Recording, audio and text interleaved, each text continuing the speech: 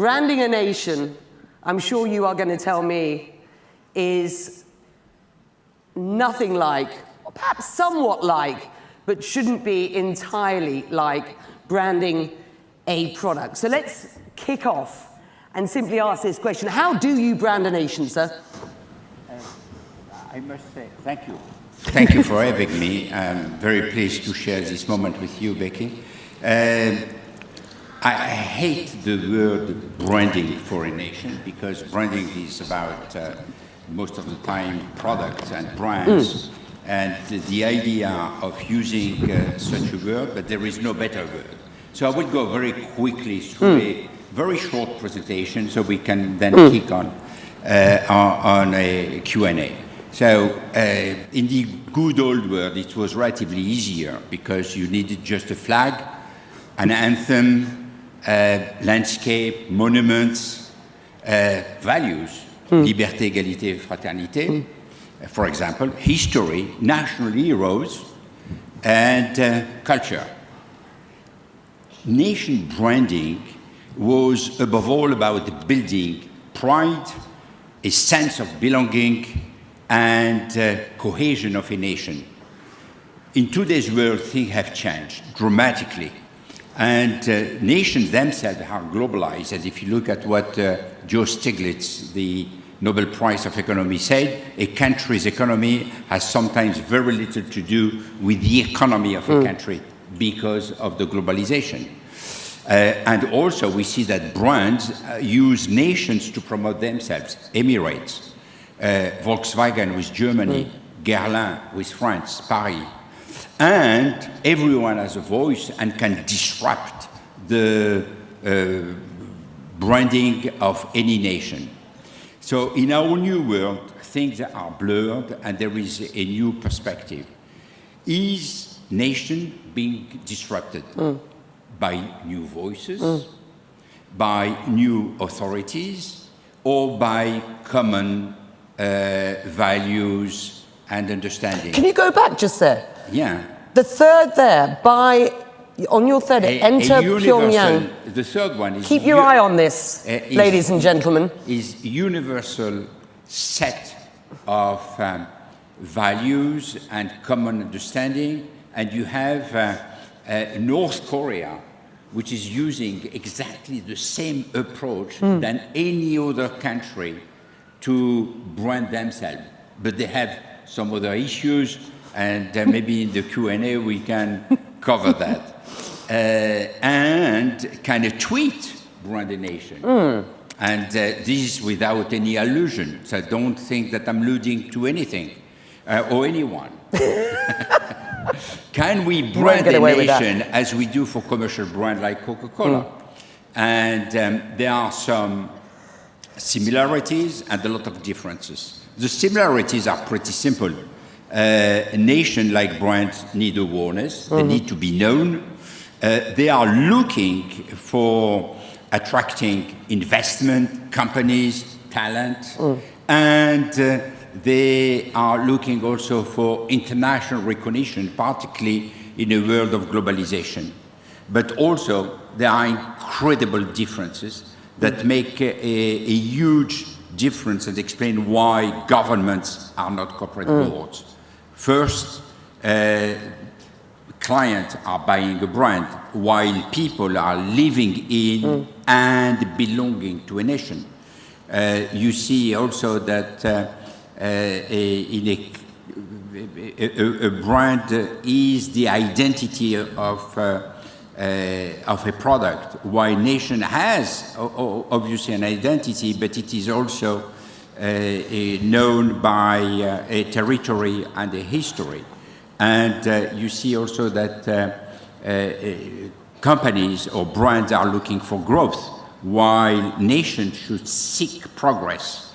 And more importantly, companies are looking for financial goals, while nations are looking for not only progress, but also goals, which is about happiness, well-being, safety, etc. And often leaders embody nations' values and image. You see Gandhi, you see Churchill, Mandela. In our days, image of US is probably impacted by Donald Trump, as well as image of France is impacted positively by Emmanuel Macron. And if you look at closer to home, where we are today, you see that these two leaders have impacted dramatically the region. So, let's just get to the crux of this. You talked about the new world that we live in. You talked about where once we had X, now we have Y. And you specifically said, now we have social media, a digital revolution, as it were, and specifically you alluded to Twitter. So let's kick this off the way we should, as it were. What is the relationship between the leader of a country and the brand itself? And in an era of Donald Trump, you know where I am going with this. I don't see you coming, but I will try to follow you. Go on. The leader is embodying the politics of a country. He is deciding what the politics of the country will be in terms of economy, in terms of defense, foreign relationship, etc., including how he will solve some social issues, unemployment, etc. So the position of a leader is extremely important. And we have an expression in French which is la politique d'acte. A leader has to act and not only to speak. In English, we say, don't just talk the talk, walk the walk, right? Absolutely. These days? This is what a leader should be. He should not only talk, but he should walk the talk, if you prefer. And when he's saying something, he should do it. And he's embodying the reputation of the country. He is the reputation of a country. So it's extremely important to behave according to what he's saying and to what he's promising to the people. So is Donald Trump good or bad for the US brand today? Mr. Lévy? That is a direct question. It's complicated because if you look from the inside, you see that for a large part of the population who felt that they were left aside, he's very good. And his reputation is still very strong, and they believe that he will solve some of the problem. So this is what we call in French les petits blancs, or the white collars, and the middle class who felt that they were left really aside during years by a politic which was very, very different and probably not very favorable to them. And when you look now at some of the values that America has promoted regarding openness, regarding the dream of America, the solidity and the loyalty that they had with their allies in Europe or Canada, Mexico, and some region. The fact that he is disrupting all this is creating an uneasiness to a lot of people, and there is something which is clearly very bad, which is his habit of tweeting.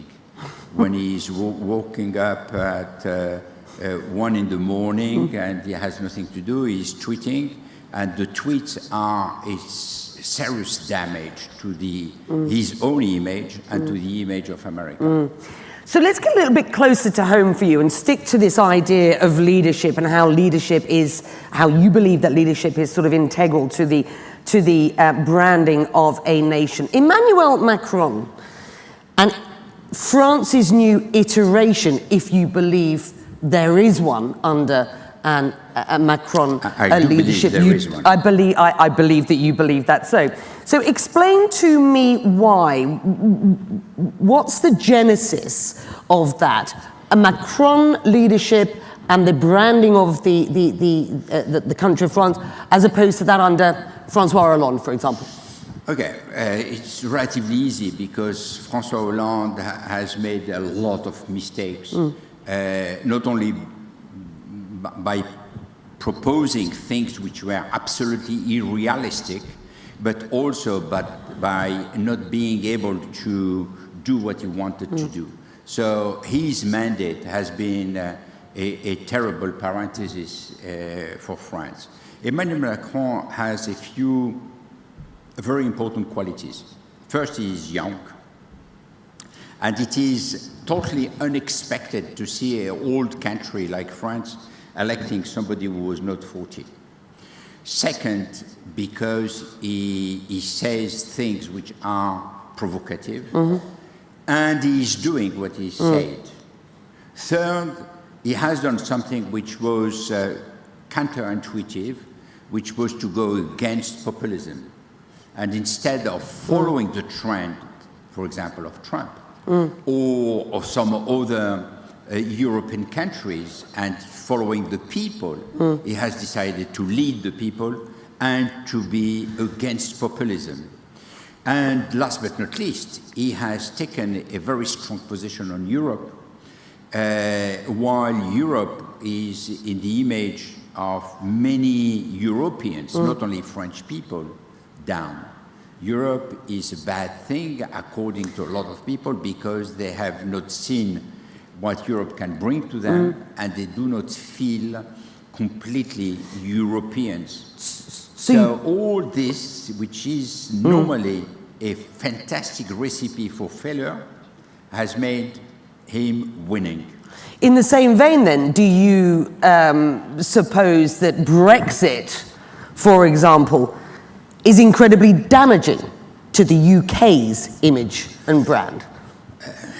I'm afraid so. I'm afraid so. And if you remember, the first thing which happened was the fact that all the promoters of Brexit have disappeared. Nigel Farage, Johnson, Boris Johnson, we didn't want to take the leadership of being prime minister, etc. So it has been a terrible thing to see that all the promoters were not incumbent. And the second is that we see today that what they said to be elected and to get the referendum a yes for the Brexit was wrong. And we know today that they lied. So that is terrible, and we see all the difficulties that Theresa May has. So we cannot say that it's a good thing. On the contrary, it's a very good thing, and it is an unintended positive aspect for Europe, for the rest of Europe, continental Europe, who feel more a sense of solidarity, where Europe is more united, and where Europe sees today a lot of opportunities because there will be more cohesion. And particularly also because Germany is a little bit weaker, making the balance between Germany and France. So I can see the branding man working here and thinking, Yes. give me that EU brand to work with, and I'll do something with it. This is fascinating. We need to do. Well, yeah. And by the way, if there is something which is needed badly, is clearly to build a brand of Europe in order that the people of Europe has that sense of belonging. So I think that's a really interesting point to move on to my next question, which was, here you have a concept which is 40, 50 years old, but built on the involvement of 20-odd nations who've got a history, who've spent years, centuries, building their images, as opposed to a country like the UAE, which is a new brand, to all intents and purposes. How difficult or different is it to build or to brand a new nation as opposed to the likes of France, Germany, the UK? We've been talking about how its image can be dented, the US, how its image can be affected by its leadership. But these aren't new nations. It is more complicated and simpler. Go on. More complicated because you don't have a support of history, you don't have the support of a long line of things which happened during centuries.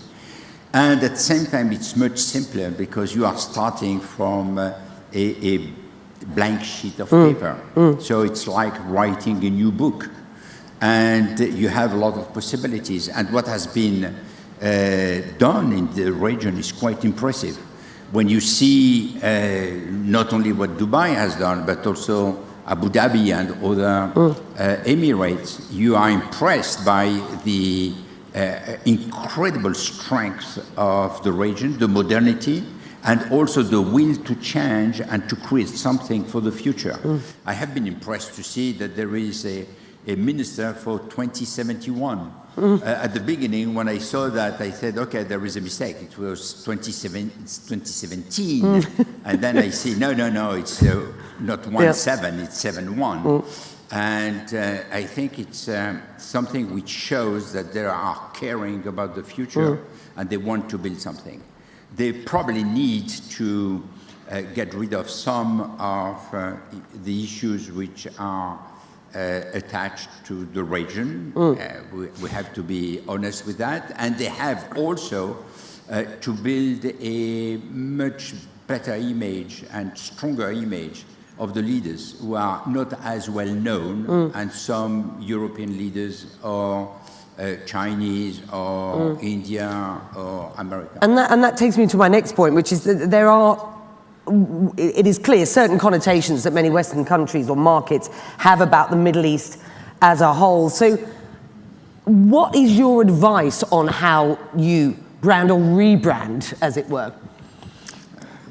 As I said, it's all about walking the talk. So if you say something, you have to do it. But don't tweet. And if you tweet... judiciously, let's say. You do it judiciously, absolutely.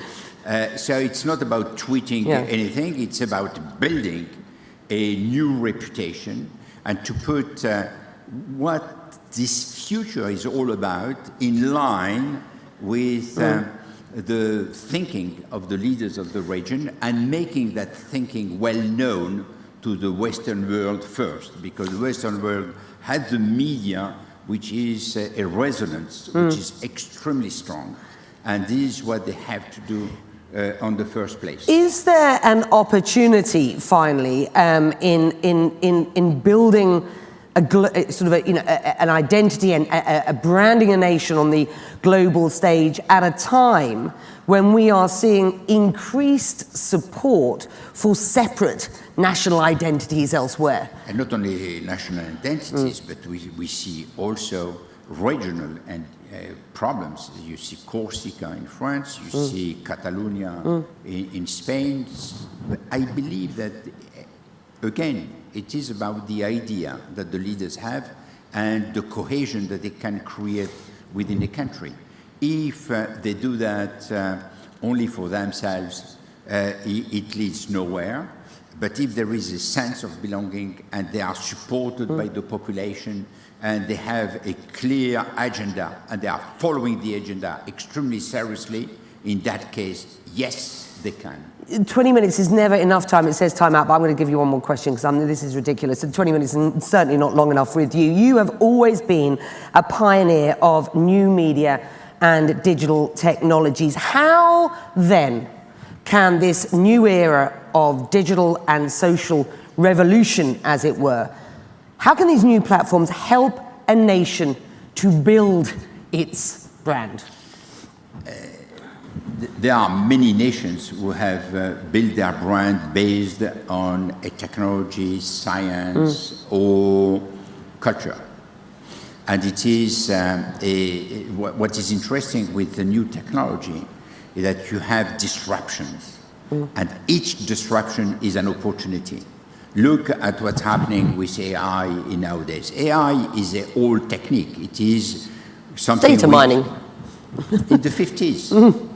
53, 54 was the first AI, and you remember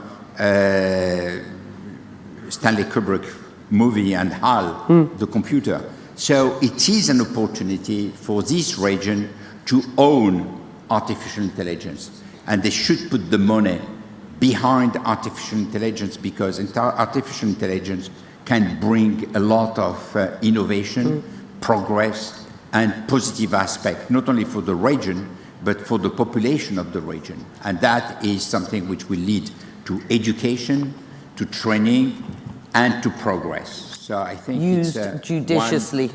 Yeah, absolutely.